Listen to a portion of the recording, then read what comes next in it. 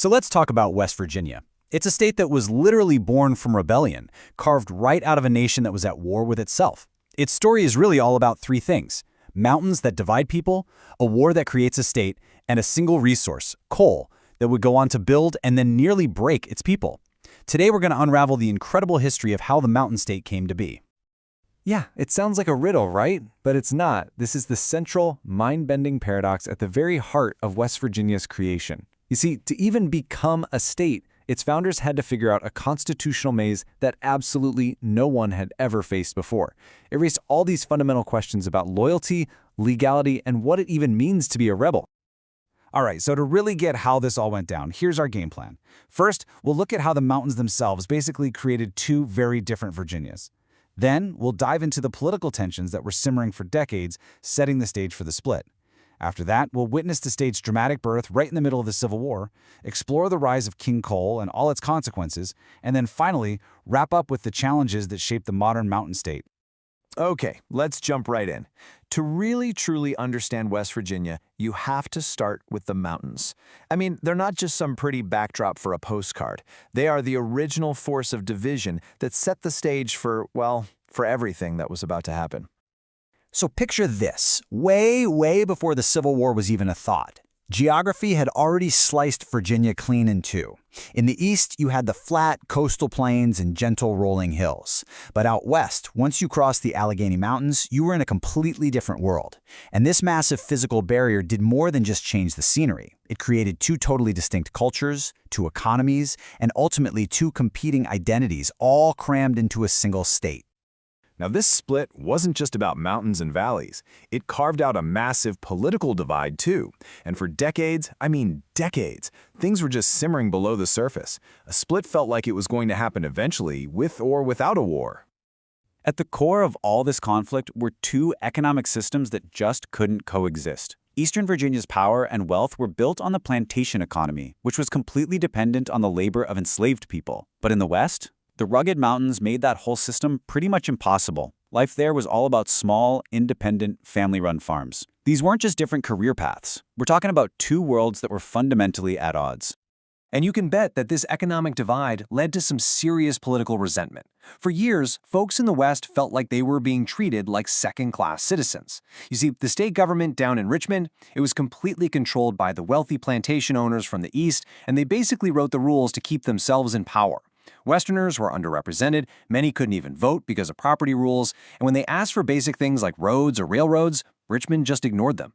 And this frustration had been brewing for a long time. Go all the way back to 1829. Western delegates demanded fair representation and just got shot down.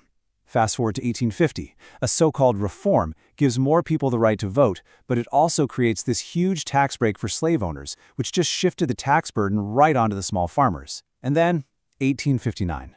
John Brown's raid on Harper's Ferry. That event was like a lightning bolt that just threw gasoline on the fire and pushed all these tensions right to the edge. Now, it's really important to get this straight. The Civil War didn't cause the split, but it was absolutely the catalyst.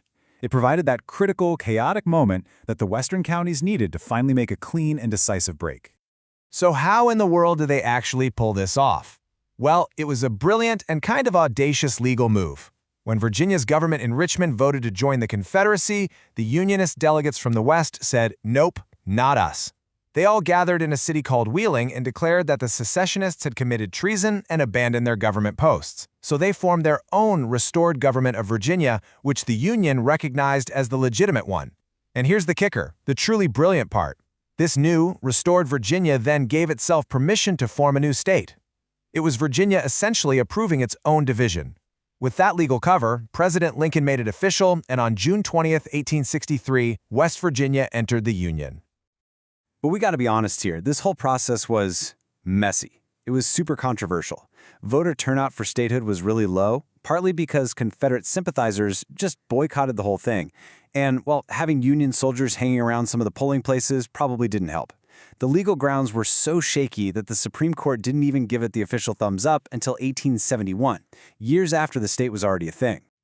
So, with statehood officially in the bag, West Virginia enters a brand new era. And these post-war years wouldn't be defined by politics, but by industry. Specifically, the arrival of railroads and the rise of a powerful new monarch. King Coal. The impact was just staggering. You had these new railroads like the C&O and the N&W snaking their way deep into the mountains, and they unlocked some of the richest coal seams in the entire world. And just like that, the boom was on. Tiny, remote hollows turned into bustling mining towns almost overnight. In counties like McDowell and Logan, the population quadrupled in just 3 decades. It was like a gold rush, but for coal. But all of this explosive growth came at an absolutely terrifying human cost. 362. Just let that number sink in for a second. That's how many men and boys were killed in a single day at the Monongah mine in 1907. It's still the worst mining disaster in American history. And in an era with basically no safety rules, tragedies like that were just seen as the cost of doing business. The incredible wealth being pulled from the mountains was paid for with human lives. So you take those deadly conditions and you add the fact that the coal companies owned everything, the towns, the stores, even the houses, and what you get, inevitably, is war. For nearly a decade, the West Virginia Mine War saw miners in open, armed rebellion fighting for the basic right to form a union. They battled company-hired guards in bloody conflicts that all came to a head at the Battle of Blair Mountain, the largest armed uprising in America since the Civil War itself. The fighting got so fierce that the U.S. Army had to be deployed to restore order. So, as West Virginia rolled into the 20th century, it faced a whole new set of challenges, from economic devastation to massive social change that would continue to shape the state we know today. The new century was a real whirlwind of change. The Progressive Era brought in reforms, and in 1920, the hard-won right for women to vote. But then, bam, the Great Depression hit. And since the state's entire economy was tied to coal, it was just devastating.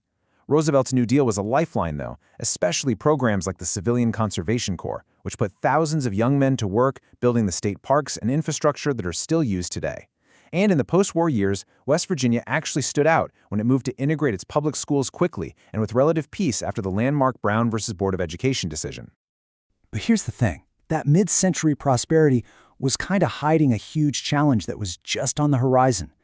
After the population peaked at 2 million people in 1950, it started to go into a long decline. As machines began to do the work of men in the coal mines, the jobs just disappeared. And for generations, one of the state's most valuable exports has been its own young people, leaving to find opportunities somewhere else. And that's a demographic challenge that persists this day. And that really brings us full circle, doesn't it? Forged in division, built by coal, and defined by its mountains, West Virginia's history is just unique in the American story. So the big, enduring question for the mountain state is this: how do you build a new future on the foundation of a past that is so complex and so incredibly powerful? Hey, if you found this interesting and want to explore more of America's story, we've got a whole U.S. state histories playlist you should definitely check out. And of course, for more deep dives like this, be sure to subscribe to Notebook Summaries. Thanks so much for watching.